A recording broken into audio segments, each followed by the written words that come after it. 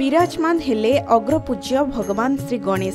श्री गणेशंक पूजार्चना पाई गाँव सहर जाए सबुठी उत्सव मुखर। भगवान गणेशंक पूजार्चना पाई चारिआडे उत्साह देखा जाइछे। स्कूल, कॉलेज, कार्यालय, बजार रे गणेश पूजार आयोजन हेउछे। आज गणेश चतुर्थी अवसर रे छात्र छात्री उपवास करिवार परंपरा रहिछे। विद्यादाता गणेशंको पूजार्चना करी आशीष लाभ करिवे छात्र छात्री। स्कूल और कॉलेज गुड़िकरे गणेश पूजा लगी छात्र छात्री व्यापक प्रस्तुति करिसंते। अनेक स्थान रे गणेश पूजा को गणेशोत्सव भाव में पालन करा जाउछि।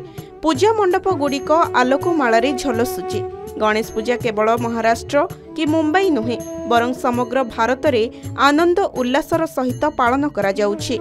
हिंदू मास भाद्रपद शुक्ल पक्षर विनायक चतुर्थी तिथि आरंभ होई अनंत चतुर्दशी पर्यंत गणेश पूजा चलिबो। भगवान गणेशंक पूजार्चना पाई गाँव सहर जाए उत्सव मुखर होई उठिछि। गणेश पूजा केवल महाराष्ट्र कि मुंबई नुहे बरं समग्र भारत में आनंद उल्लासर सहित पालन करा जाउछि। भारतीय मानक पाई गणेश चतुर्थी पर्वर महत्व रहिछि।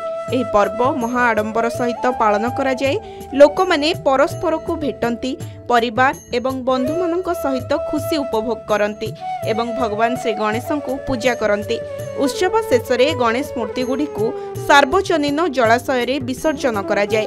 गणेश चतुर्थीर महत्व धार्मिक, सामाजिक एवं सांस्कृतिक विश्वास सहित जड़ित।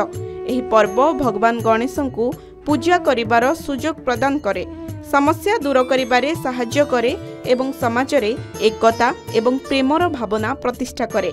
ब्यूरो रिपोर्ट, के न्यूज ओडिशा।